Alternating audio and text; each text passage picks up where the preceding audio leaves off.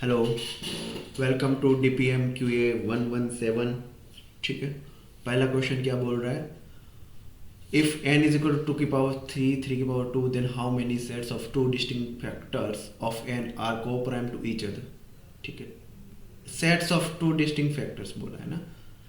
चलो, अरे यार, इसका तो सीधा फॉर्मूला ही है आपके पास तो। ठीक है। अगर n is equal to a की पावर p एंड b की पावर q है, तो sets of two distinct factor कैसे निकालते हैं हम? p plus one into q plus one minus one plus p into q. ये सीधा फॉर्मूला है sets of two distinct factor निकालने का, है ना। Sets of two distinct factor निकालने का ये सीधा फॉर्मूला है। यहाँ p की वैल्यू क्या है? ये p है, ये q है। ठीक है। p की value three, three plus one four, into Q की value two, two plus one three, minus one into P into Q, P into Q क्या है? Three into two. ठीक है। तो ये फोर थ्री ज़ा 12 माइनस वन 11, सॉरी यहाँ plus है ना, ये plus three two six, 11 plus six कितना? 17। आंसर क्या होगा? 17, है ना। अगला question, let d B A recurring decimal of the form of d का फॉर्म क्या? Point k1 k2 k1 k2 k1 k2 ऐसा चल रहा है, रिकरिंग है, डेसिमल है। तो इसको मैं अगर फ्रैक्शन के फॉर्म में लिखना चाहूँ तो ये क्या आ जाएगा फ्रैक्शन के फॉर्म में?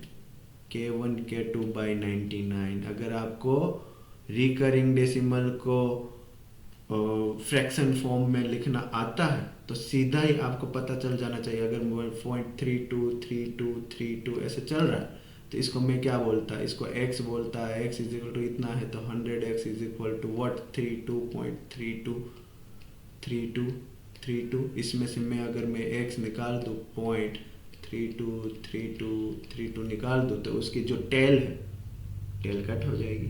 ठीक है। तो 99x इज इक्वल टू 32, तो x is equal to 32 by 99 आएगा, है ना। ये एग्जांपल से आपको पता चल रहा है कि अगर k1 k2 होता तो k1 k2 बाई 99 आ जाता। ठीक है। अब बोल रहे हैं further at most one of them is zero हो सकता है। Which of the following number necessary produce an integer when multiply by d, है ना। तो इसको इंटू d करूँ, इंटू d करूँ सबके, तो क्यों कौन सा नंबर है वो इंटीजर प्रोड्यूस करेगा? ठीक है। 99 का अभी मल्टीपल चाहिए, उसका मतलब, है ना। 99 का मल्टीपल पहला ही दिख रहा है, 99 थ्री ज़ा इंटू डी बाई, अगर मैंने 99 लिखा है तो 99 कैंसिल हो गया और 3d ये इंटीजर आ जाएगा। तो ऑप्शन ए सही है। डन। ठीक है। अगला question, what are the last two digit of 7 की पावर 4004? ठीक है।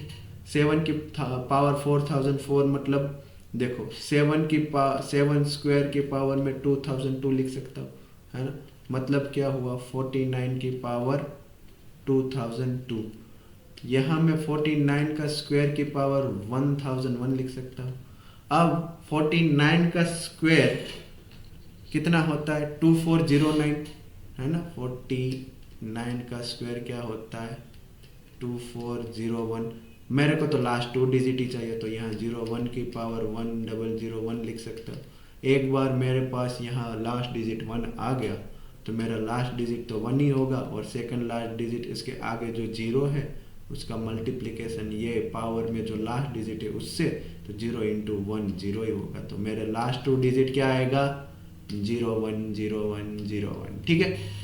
अगला question, if the digits in the units and tens place of 3 digit number are interchange। मान लो कि कोई नंबर है,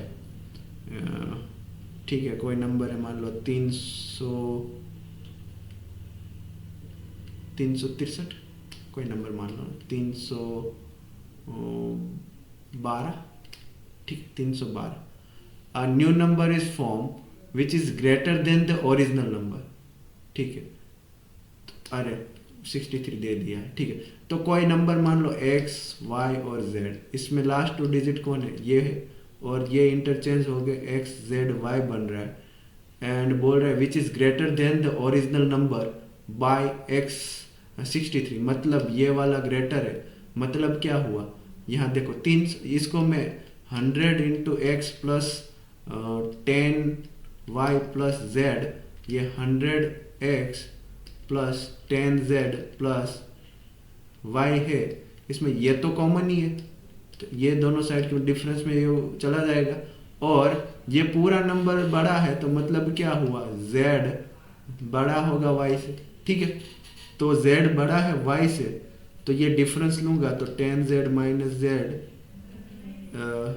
is equal plus y minus 10y is equal to 63 बोला है, तो 10z माइनस z कितना 9z minus 9y is equal to 63, तो z minus y की वैल्यू कितनी आएगी 7, है ना, तो z माइनस y की वैल्यू 7 आएगी, ठीक है।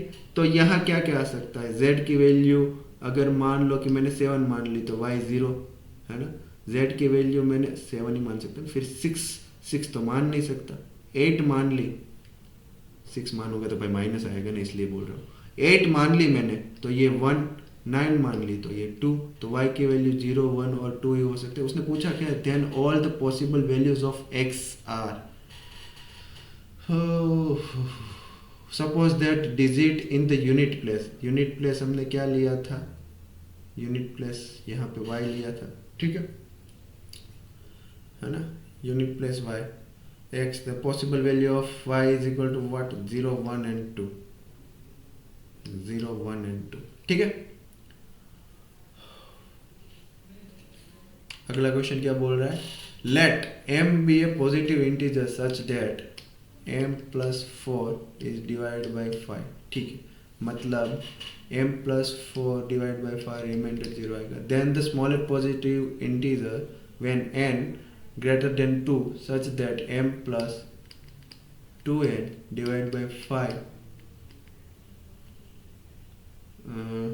डिविजिबल 5, मतलब यहाँ पे रिमाइंडर 0 ही होगा, ऑफ कोर्स बात कर रहा है, ठीक है। तो मतलब क्या हुआ, ये m प्लस 4 है वो 5 का मल्टीपल होगा, मतलब 5k के फॉर्म में होगा, और m प्लस 2n है वो भी 5k डैश के फॉर्म में होगा, और ये इक्वेशन 1 है, इक्वेशन 2 हो, तो इक्वेशन 2 में से 1 में निकाल दो तो m plus 2n minus m minus 4, ये 5k डैश माइनस k के फॉर्म में होगा, तो ये 5 का मल्टीपल ही आएगा, k डबल डैश बोल दो, 5 का मल्टीपल ही आएगा ना भाई, 5 के मल्टीपल में से 5 का मल्टीपल में हटा दो, 45 माइनस 20 कर दो तो 25 आया, वो 5 का मल्टीपल ही हुआ ना, वैसे ही है ना, तो m माइनस m 0, तो ये 2n माइनस 4 बना, है ना, ये 5 का मल्टीपल है, तो 5 का मल्टीपल क्या क्या हो सकता है, 0, 5, 10, 15 अप टू समथिंग, हमको तो मिनिमम वैल्यू चाहिए, तो 2n minus 4 is equal to 0 रखा तो n की वैल्यू कितनी 2 आई, बट उसने ग्रेटर देन 2 बोला है, नहीं चलेगा, 2n minus 4 is equal to 5 रखा तो ये तो n की वैल्यू कितनी आई 4.5 आई, नहीं चलेगा, इंटीजर चाहिए, n इज इंटीजर, नखरे ज़्यादा है ना भाई n के, 2n minus 4 is equal to, अगर मान लो मैंने 10 रखा तो 2n इज इक्वल टू 14, तो n is equal to 14 divide by 2 is equal to what, 7 आया, 7 पहला आंसर है, तो 7 ही आंसर होगा, ठीक है। तो नंबर्स थोड़ा आप ट्राई करो कि आपसे हो जाए, है ना, मिलते हैं अगले DPM में।